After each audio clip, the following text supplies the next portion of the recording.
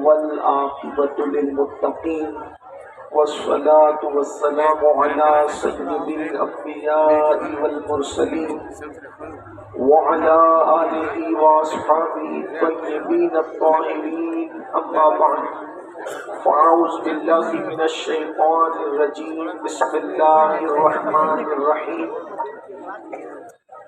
ألا إن أولياء الله لا خوف عليهم ولا هم يحزنون الذين آمنوا وكانوا يتقون صدق الله العظيم غوث اعظم بغنی بے سر و ساما مدد قبلہ کی مدد کعبہ ایمان مدد انتظار کرم تست منی عیلی اے خدا جو خدا بینو خدا دا مدد بگردہ بے بلا افتادہ کشتی ضعیفانو شکستہ رات و کشتی محق کے خواجہ عثمان ہارون مدد کن یا معین الدین چشتی مدد کن یا معین الدین چشتی مدد کن یا معین الدین چشتی ممبر پر رونق افروز ذوی الاحترام ذوی الاحتشام باصفا علماء کرام حاضرین محفل پردہ نشین ماں اور بہنوں السلام علیکم ورحمۃ اللہ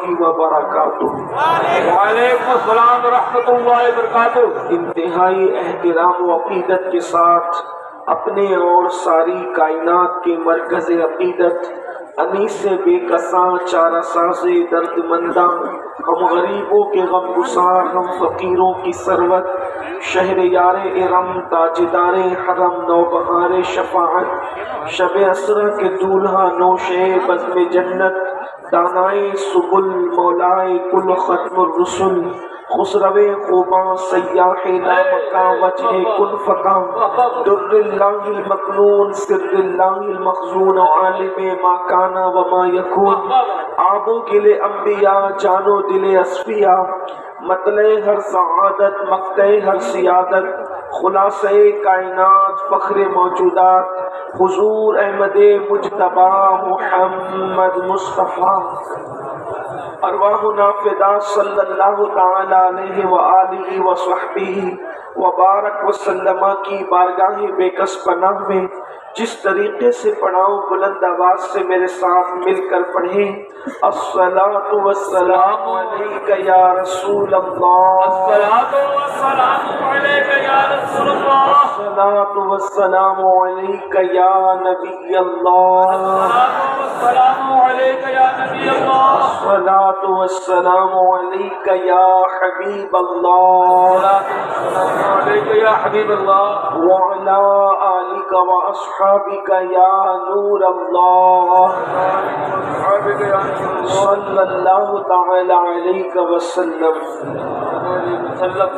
جو تیرا طفل ہے کامل ہے یا غوث، جو تیرا طفل ہے کامل ہے یا غوث، تو فیلی کا لقب واصل ہے یا غوث، تو فیلی کا لقب واصل ہے یا غوث۔ اور اشارے میں کیا جس نے قمر چاک، اشارے میں کیا جس نے قمر چاک، تو اس ماہ کا مہ کامل ہے یا غوث، تو اس ماہ کا مہ کامل ہے یا غوث۔ اور الوہیت ہی ایک احمد نے نہ پائی، الوہیت ہی ایک احمد نے نہ پائی، نبوت ہی سے تو عاطل ہے یا غوث۔ صحابیت پھر تابعیت پھر آگے قادری منزل ہے یا غوث۔ ہزاروں تابعی سے تو فضوتر یہ طبقہ مجملاً فاضل ہے یا غوث۔ اور کہا تو نے کہ جو مانگو ملے گا، کہا تو نے کہ جو مانگو ملے گا، رضا تجھ سے تیرا سائل ہے یا غوث۔ اور رضا کا خاتمہ بالخیر ہوگا، تیری رحمت اگر شامل ہے یا غوث۔ آج کی یہ محفل شہنشاہ بغداد، قطب الاقطاب، غوث الاغواث، غیاث الکونین، محبوب ربانی، محبوب سبحانی، سیدنا شیخ عبد القادر جیلانی سرکار غوث پاک رضی اللہ تعالیٰ کی یاد میں انعقاد پذیر ہے۔ اسی مناسبت سے قرآن مقدس کی آیہ کریمہ کی ایک حصے کی تلاوت کرنے کا شرف حاصل کیا گیا۔ اللہ پاک کی بارگاہ میں دعا ہے کہ میرا اللہ اس کے متعلق مجھے حق کہنے اور آپ تمامی خواتین و رات کو سن کر اس پر عمل کرنے اور اسے عام کرنے کی توفیق عطا فرمائے۔ اس وقت پوری دنیا کے اندر مسلم امہ دو چیزوں کا شکار ہے اور اس کا علاج ہر جگہ کر رہے ہیں، لیکن ہر تکلیف کا علاج، ہر درد کا علاج، ہر مشکل کا علاج اللہ نے قرآن میں بیان فرما دیا ہے۔ دو تکلیفیں سب کو ہے، اگر کوئی مالدار ہے اس کو بھی ہے، اگر کوئی غریب ہے اس کو بھی ہے، اگر کوئی خوبصورت ہے اس کو بھی ہے، کوئی حسن والا نہیں ہے اس کو بھی ہے۔ اسی طریقے سے اولاد والے کو بھی تکلیف اور جس کو اولاد نہیں ہے اس کو بھی تکلیف۔ وہ دو مسئلے کیا ہیں؟ وہ دو تکلیفیں کیا ہیں؟ نمبر ایک، پوری دنیا خوف کا شکار ہے، لوگ فیئر کا شکار، خوف کا شکار، اور دوسری چیز ہے غم۔ غم نے انسان کی کمر توڑ دی ہے۔ اہل علم کو دیکھیں وہ بھی غموں کے اندر مبتلا ہیں، مالداروں کو دیکھیں وہ بھی غموں کے اندر مبتلا ہیں۔ اسی طریقے سے خوف اور غم نے دنیا کے انسانوں کی زندگی کو تباہ کر دیا ہے، دنیا کے انسانوں کی زندگی کو برباد کر دیا ہے۔ کہیں پر خوف ہے، کہیں پر غم ہے۔ خوف کس کو ہے؟ نعمت جس کے پاس ہے زوال نعمت کا خوف ہے، اور جس کے پاس نعمت نہیں ہے اس کو نعمت نہ ہونے کا غم ہے۔ مثال کے طور پر اولاد ہو تو خوف اس بات کا ہے کہ کہیں اولاد مر نہ جائے، اولاد بے وفا نہ ہو جائے، اولاد باقی نہ ہو جائے۔ اللہ اکبر۔ اور اگر نہیں ہے تو غم ہے، آخر ہے کیوں نہیں؟ دولت ہے تو خوف ہے کہ کہیں چلی نہ جائے، اور نہیں ہے تو غم ہے کہ دولت ہے کیوں نہیں؟ قرض کے پوری دنیا خوف اور غم کے ماحول کے اندر زندگی گزار رہی ہے۔ تخت پر بیٹھنے والا ہو یا تختے پر بیٹھنے والا، خوف اور غم کے اندر زندگی گزر رہی ہے۔ نرم نرم گدوں پر انسان نیند کی گولیاں لے کر کے سو رہا ہے، لیکن پھر بھی کروٹیں بدلتا ہے۔ اللہ اکبر۔ انسان کو چین کی نیند نہیں آتی، کسی کو خوف سونے نہیں دیتا، کسی کو غم سونے نہیں دیتا۔ خوف اور غم نے انسان کی زندگی کو تباہ کر دیا، پربہار زندگی کو خزاں کے حوالے کر دیا، مسکراتی بھی زندگی کو دردناک کر دیا، مسکراتی بھی زندگی کو کربناک کر دیا۔ میرے آقا صلی اللہ علیہ وسلم کے پیارے دیوانوں، چونکہ ہم لوگوں کا گزر بسر اور ہم لوگوں کا آنا جانا مالداروں کے گھروں میں بھی ہے اور غریبوں کے گھروں میں بھی ہے، ہم دیکھ رہے ہیں اور بہت قریب کے ساتھ دیکھ رہے ہیں۔ خوف اور غم کے درمیان انسان تباہی کے دہانے پر پہنچ گیا ہے۔ ہر انسان چاہتا ہے خوف سے نجات ملے۔ مثال کے طور پر نجی زندگی کے اندر بھی خوف ہے، گھروں کے اندر بھی خوف ہے، قبیلوں کے اندر بھی خوف ہے، خطے کے اندر بھی خوف ہے، اور غم کا بھی یہی حال ہے۔ اللہ اکبر۔ حکمرانوں کا بھی لوگوں کو خوف ہے اور حکومتوں کا بھی لوگوں کو غم ہے۔ اب مجھے بتاؤ یہ دو چیزوں کا علاج کیا ہے؟ ان دو چیزوں سے نجات کیسے ملے؟ آخر کریں گے کیا؟ جس کی بنیاد پر خوف بھی چلا جائے اور غم بھی چلا جائے۔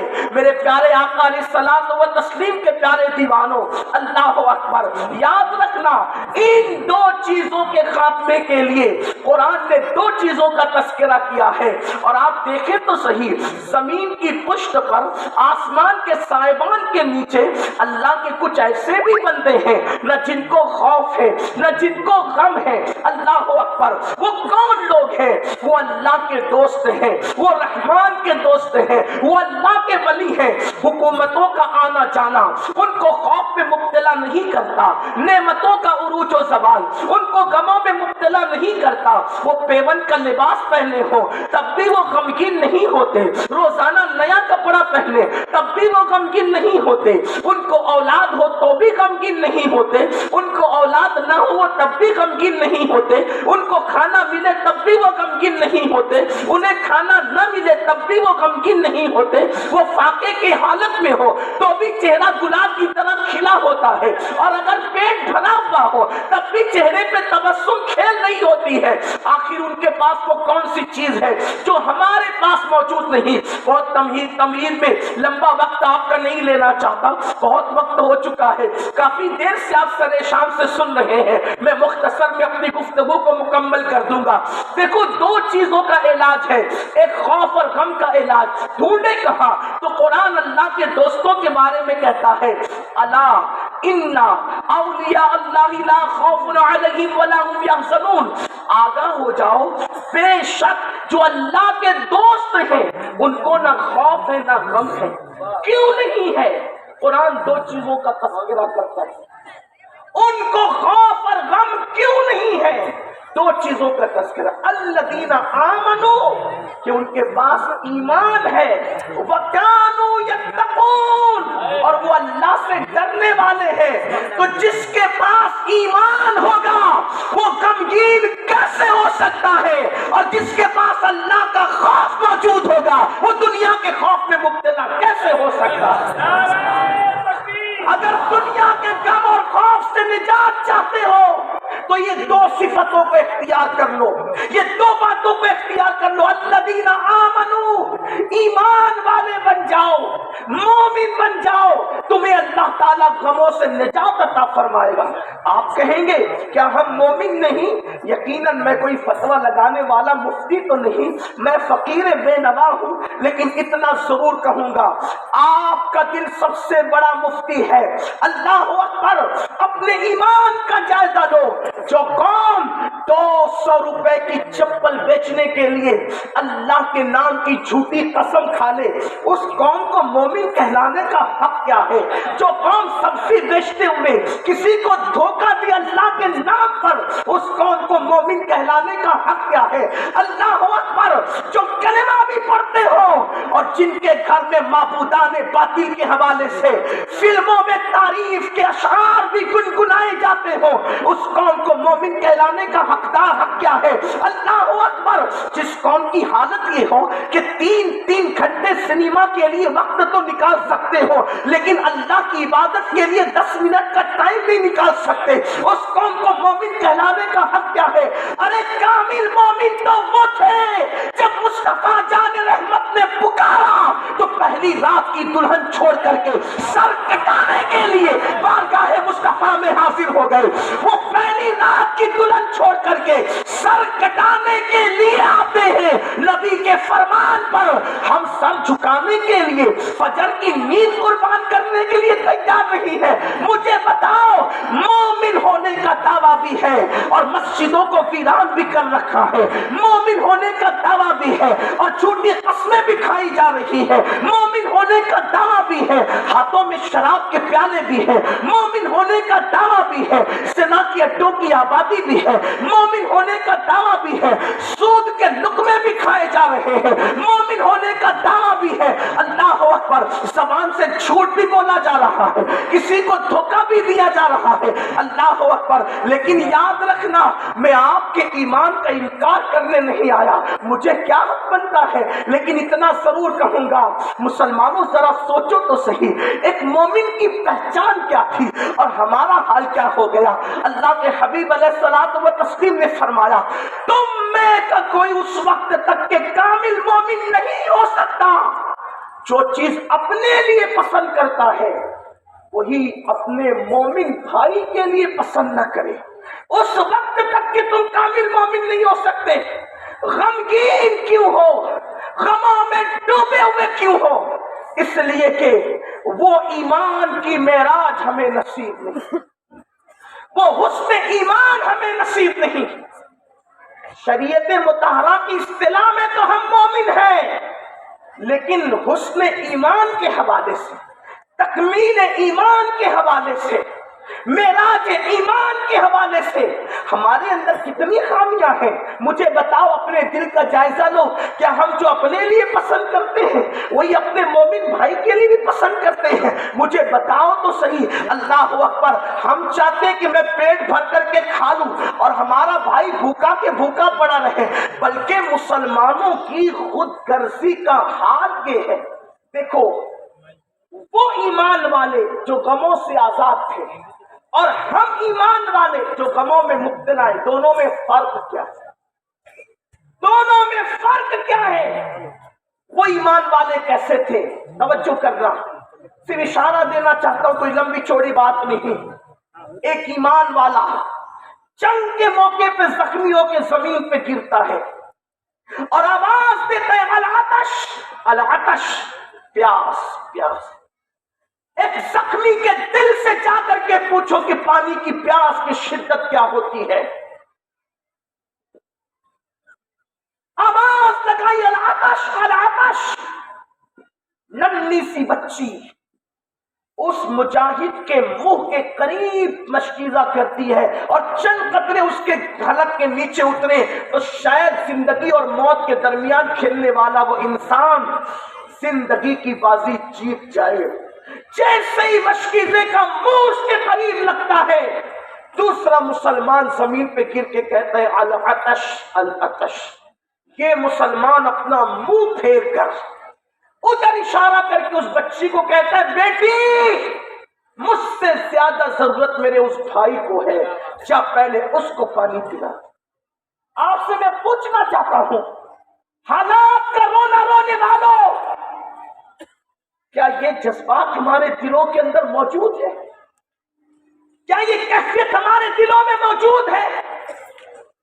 آج مسلمانوں کی خود غرضی کا عالم یہ ہے، اگر دو مسلمان ایک برتن میں کھانا کھا رہے ہوں اور بوٹی ایک ہو، اس مسلمان کی نظر چکی تو یہ اس کے آگے کی بوٹی اپنے آگے کھینچ لیتا ہے۔ یہ مسلمانوں کی خود غرضی کا عالم ہے۔ وہ قوم کس طریقے سے حسن ایمان کا مقام پا سکتی ہے، معراج ایمان کی منزل حاصل کر سکتی ہے، جس قوم میں خود غرضی کا حال یہاں تک ہو۔ سگے بھائی کے یہاں اگر بیٹے ہی بیٹے پیدا ہو تو دوسرے سگے بھائی کو تکلیف ہوتی ہے کہ اس کے اب بیٹے کیسے پیدا ہو۔ جو خود کے دودھ شریک بھائی، جو ایک ماں کے پیٹ سے دو بھائی پیدا ہو، جب اس کی خوشی یہ بھائی نہیں دیکھ سکتا تو دوسرے مسلمانوں کی خوشی کیا دیکھ سکتا ہے؟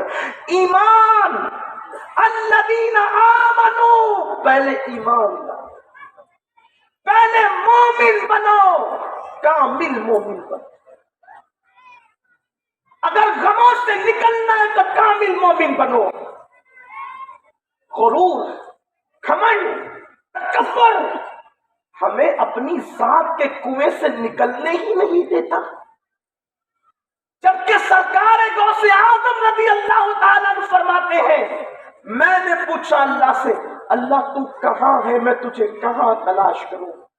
تو مجھ سے فرمایا عبد القادر، میرے غریب اور کمزور بندوں کے درمیان ڈھونڈ میری رحمت کو، تو وہیں پر پا لے۔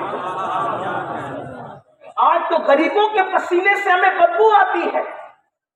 اگر بھائی بھی غریب ہو تو بحیثیت بھائی اس کا تعارف کرانے میں ہمیں شرم آتی ہے۔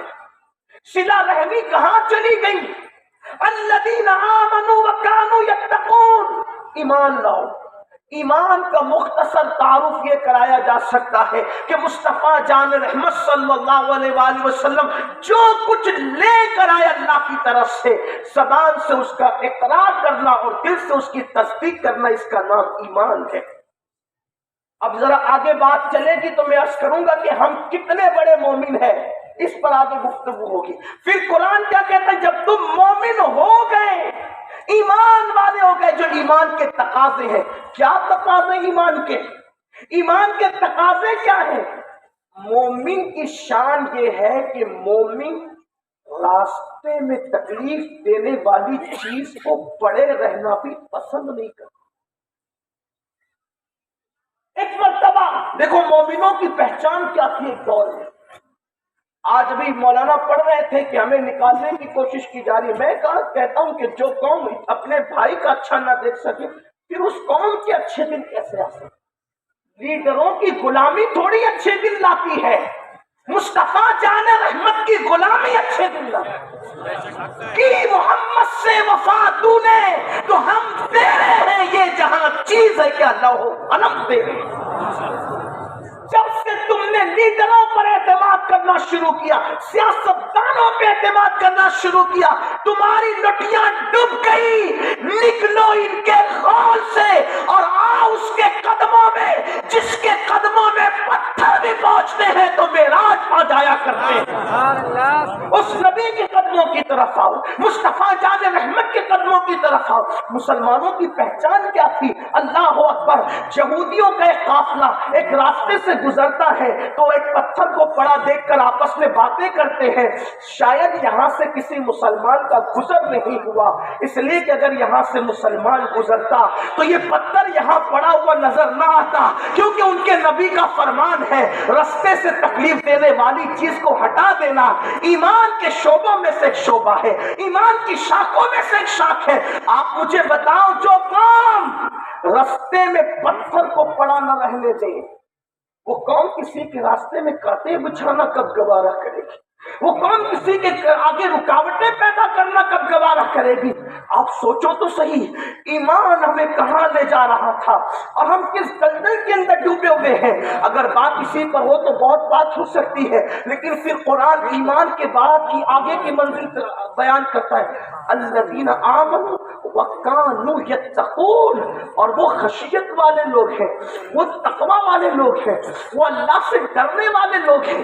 یعنی اگر دل سے لوگوں کا خوف نکالنا ہے تو اللہ سے ڈرو، اپنے دل میں اللہ کی خشیت پیدا کرو، اللہ کا خوف پیدا کرو، اور یاد رکھنا جو جتنا اللہ سے ڈرتا ہے اس کو اتنا اللہ کا قرب نصیب ہوتا ہے، جو جتنا اللہ سے ڈرتا ہے وہ اتنا اللہ کا مقرب بنتا ہے، جو جتنا اللہ سے ڈرتا ہے وہ اتنا زیادہ اللہ کے نزدیک عزت والا ہوتا ہے۔ ڈرپوک لوگوں کی عزت جاتی ہے، اپنے جیسے لوگوں سے ڈرو گے تو دنیا میں ذلیل ہو جاؤ گے، اور اللہ سے ڈرو گے تو دنیا میں عزت والے کہلاؤ گے۔ قرآن کہتا ہے اِنَّا أَكْرَمَكُمْ عِندَ اللَّهِ أَتْقَاكُمْ، اللہ کے نزدیک عزت والا وہ ہے سب سے زیادہ جو زیادہ اللہ سے ڈرنے والا ہے۔ اللہ اکبر، الذین آمنوا وکانوا یتقون، وہ اللہ سے ڈرتے ہیں۔ کیا آج ہمارے دلوں میں اللہ کا ڈر موجود ہے؟ کیا ہمارے دلوں میں اللہ کا خوف موجود ہے؟ کیا ہمارے دلوں میں اللہ کی خشیت موجود ہے؟ حجت الاسلام امام غزالی رحمت اللہ تعالی علیہ لکھتے ہیں کہ اللہ کے ڈر کا مطلب کیا، اللہ کے خوف کا مطلب کیا، اللہ کی خشیت کا مطلب کیا؟ اللہ کے ڈر کا مطلب یہ ہے جس چیز سے تجھے اللہ نے روک دیا اس جگہ پر تو نظر نہ آئے، اور جس کام کے کرنے کا حکم دیا اس مقام سے اللہ تجھے غیر حاضر نہ پائے، یہ اللہ سے ڈرنے کا مطلب ہے۔ لیکن اللہ اکبر، ہم کہاں کہاں نظر آتے ہیں؟ اللہ اکبر، قرآن کہتا ہے ہوا معکم اینما کنتم، تم جہاں کہیں ہو اللہ تمہارے ساتھ ہے۔ اگر کیمرے کے اندر قید ہو رہے ہوں ہم، اگر کسی دیوار پہ لکھا ہے کہ آپ سی سی ٹی وی کیمرے کی نظر میں ہے تو آدمی منہ کا پان اپنے منہ میں تھوک جمع کر کے نگل جاتا ہے۔ اگر سی سی ٹی وی کیمرہ دیکھ رہا ہو تو آدمی پان کو بھی نہیں تھوکتا، انسان گٹکے کو بھی نہیں تھوکتا، کیونکہ میں کیمرے میں قید ہو رہا ہوں۔ اپنے جیسے انسان کے کیمرے میں اگر تیرے حرکات و سکنات قید ہو رہی ہو تو تو پان کا اگال بھی نہیں تھوکتا، اور اللہ تجھے دیکھ رہا ہے۔ پھر تو زنا کے اڈوں کو کیسے آباد کرتا ہے، پھر تو شراب کے اڈوں کو کیسے آباد کرتا ہے، پھر تو چوری کس نیت سے کرتا ہے، پھر تو حجام کی کرسیوں پر بیٹھ کر کے داڑیاں منڈا کر کے گٹروں میں کس طریقے سے پھینکتا ہے۔ بڑی معذرت کے ساتھ جو قوم اپنے جیسے انسان سے زیادہ اہمیت اللہ کی خشیت کو نہ دے، وہ قوم عزت کے ساتھ زمین پر شہنشاہ بغداد غوث الاغواث سیدنا شیخ عبد القادر جیلانی فرماتے ہیں کہ جو لوگوں کے سامنے گناہوں سے بچتا ہو اور تنہائی میں گناہ سے نہیں بچتا وہ ملحد ہے، زندیق ہے، زندیق۔ کسی نے پوچھا یا غوث الثقلین، لوگوں کے سامنے گناہ سے بچنے والا اور اکیلے میں گناہ سے نہ بچنے والا زندیق کیسے ہے؟ تو فرمایا وہ لوگوں کے سامنے گناہ سے کیوں بچتا ہے؟ تو لوگوں نے کہا لوگوں سے ڈر کے۔ تو آپ نے فرمایا جو لوگوں کو دیکھتا ہوا دیکھ کر گناہ نہیں کرتا اور تنہائی میں اللہ دیکھ رہا ہے پھر بھی گناہ کرتا ہے، وہ زندیق نہیں ہے تو اور کیا ہے؟ اللہ اکبر۔ میرے پیارے آقا صلی اللہ علیہ وسلم کے پیارے دیوانوں، کیا ہم واقعی اللہ سے ڈرتے؟ اگر ہم اللہ سے ڈرتے تو گناہ نہ کرتے، اگر ہم اللہ سے ڈرتے تو اللہ کی نافرمانی نہ کرتے۔ قرآن کہتا ہے یا ایھا الذین آمنوا اتقوا اللہ حق تقاتہ، اے ایمان والو اللہ سے ایسے ڈرو جیسے کہ ڈرنے کا حق ہے۔ امیر المومنین سیدنا فاروق اعظم رضی اللہ تعالی عنہ اللہ کے خوف سے اتنا رویا کرتے تھے کہ آپ کے رخسار پر رونے کی وجہ سے آنسوؤں کے نشان پڑ گئے تھے۔ فاروق اعظم کی خشیت ربانی کا حال یہ تھا، آپ چڑیوں کو دیکھ کر کہتے تھے اے چڑیوں تم کتنی خوش نصیب ہو کہ قیامت کے دن تم سے تمہارے اعمال کا حساب نہیں ہوگا اور عمر سے اس کے اعمال کے بارے میں پوچھا جائے گا، میں اللہ کی بارگاہ میں کیا جواب دوں گا؟ میرے پیارے آقا صلی اللہ علیہ وسلم کے پیارے دیوانوں، حیرت کی بات یہ ہے کہ جن کو جنت سے دور کا بھی واسطہ گارنٹی کے حوالے سے نہیں ہے وہ موج اور مستیاں کر رہے ہیں، اور جن کو اللہ نے مالک جنت بنایا ان کے دل کے خوف کا حال دیکھو۔ ام المومنین سیدہ عائشہ صدیقہ رضی اللہ تعالی عنہ ارشاد فرماتی ہے جب اللہ کے رسول صلی اللہ علیہ وآلہ وسلم نماز پڑھا رہے ہوتے تو حضور کے دل کی دھڑکن کی آواز، حضور کے دل کے جو ہے وہ آواز ایسے آتی جیسے چولہے پہ رکھی ہوئی ہانڈی میں جب کھانا پک جاتا ہے، سالن پک جاتا ہے تو کیسے کھٹ کھٹ کی آواز آتی ہے پکی ہوئی ہانڈی سے، ویسے حضور کے سینے سے ہم مخصوص قسم کی آواز سنتے تھے جب اللہ کے رسول عبادت کر رہے ہوتے تھے۔ ایک دن میں نے پوچھا یا رسول اللہ صلی اللہ علیہ وآلہ وسلم، میرے ماں باپ آپ پہ قربان، آقا یہ جب آپ عبادت کر رہے ہوتے ہیں تو اس وقت آپ کے سینے سے یہ جو آواز آتی ہے یہ آواز کس چیز کی ہوتی ہے؟ تو میرے آقا نے فرمایا عائشہ کیا تمہیں پتا نہیں میں کس قادر و قیوم کی بارگاہ میں کھڑے رہتا ہوں؟ میرے اللہ کے خوف کی وجہ سے میرے سینے سے آواز نکلتی ہے،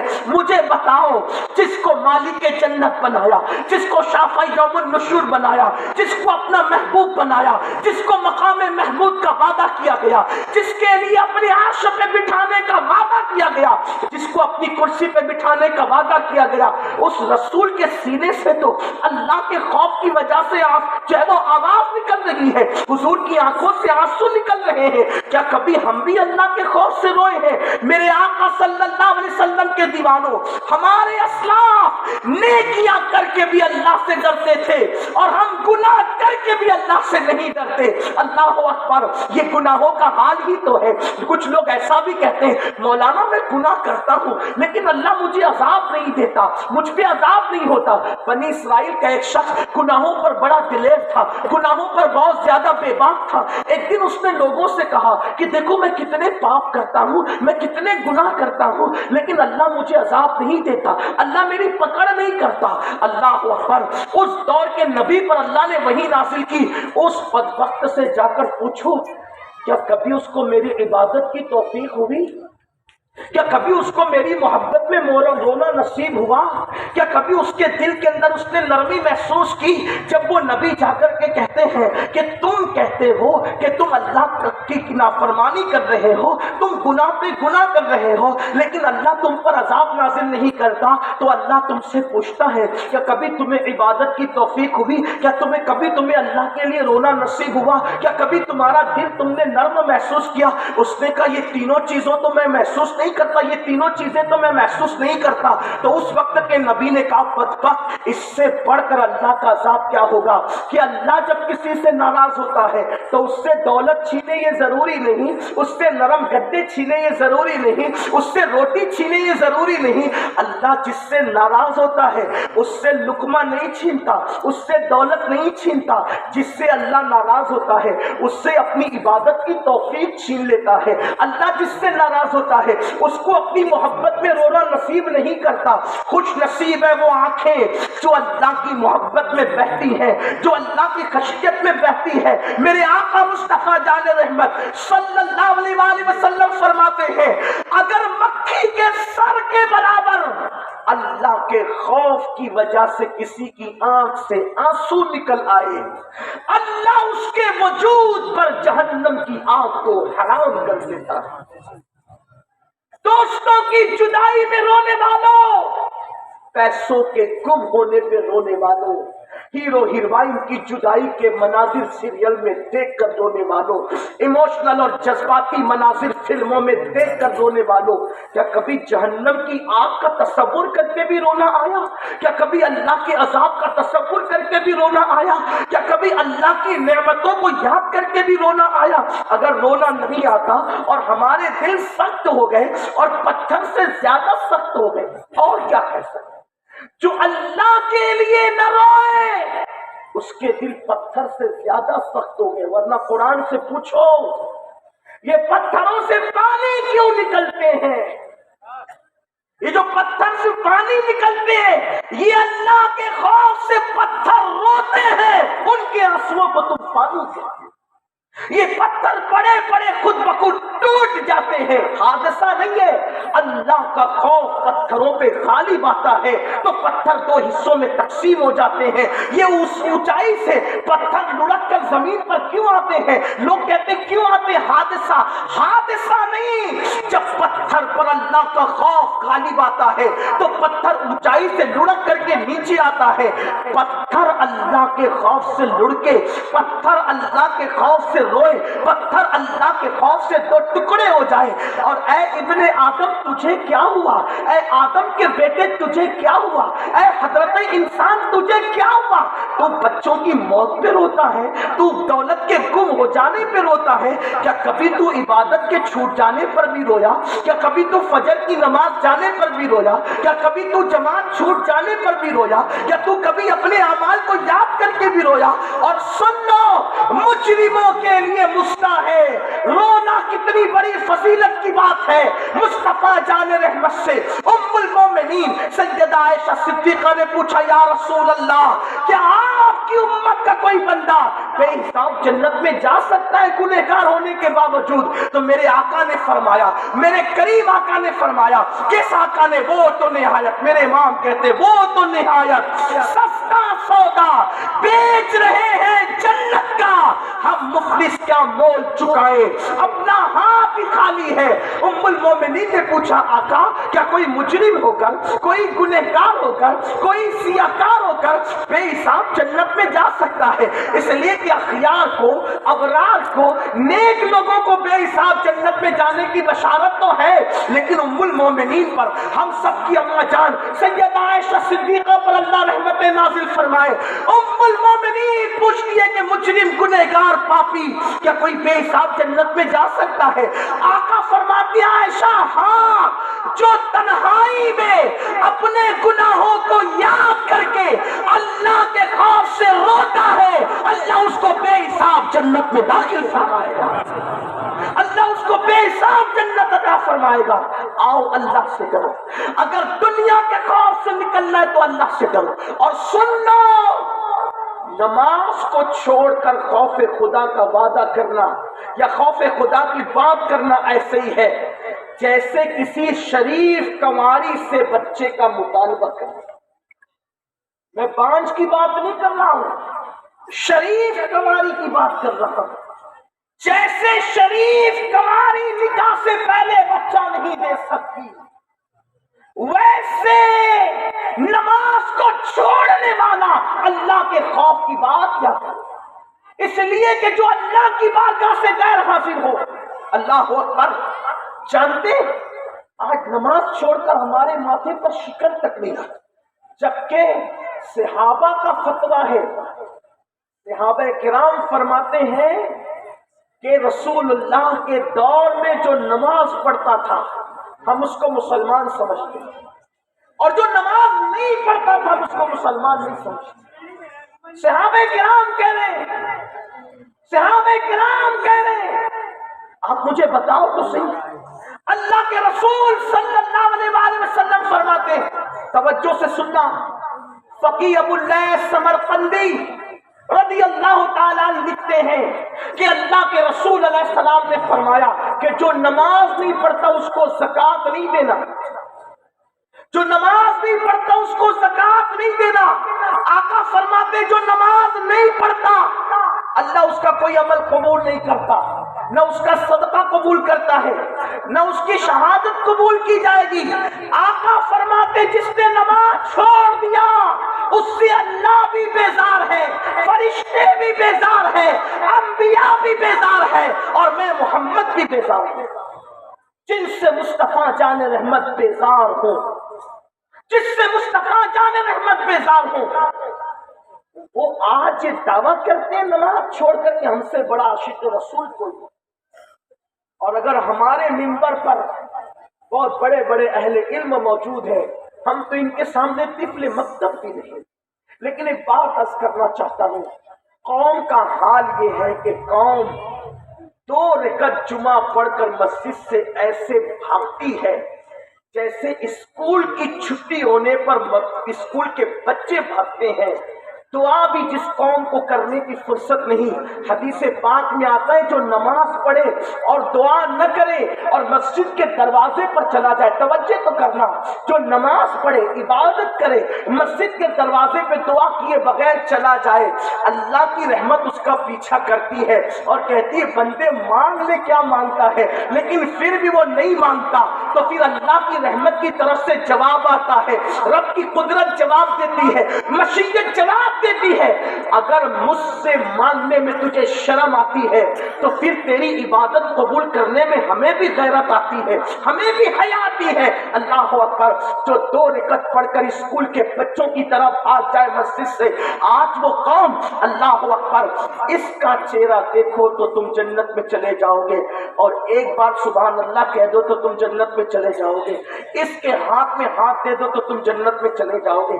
مجھے اس سے انکار نہیں ہے، لیکن کہتا ہوں سونے والوں کو تھپکیاں دے کر ہم کب تک سلاتے رہیں گے؟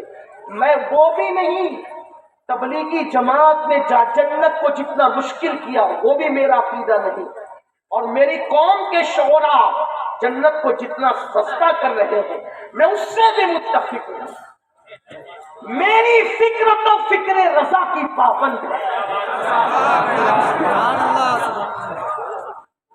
اعتقاد کا معاملہ ہو، عقائد کا معاملہ ہو، مسائل کا معاملہ ہو، ہم امام اہل سنت کے عقائد کے معاملے میں حسام الحرمین اور اعتقاد الاحباب کے پابند ہیں الحمدللہ، اور مسائل کا معاملہ ہو تو پھر فتاوی رضویہ ہمارے لیے بڑی عظیم دولت اور سرمایہ ہے، لیکن فکر رضا کیا ہے؟ امام اہل سنت کہتے ہیں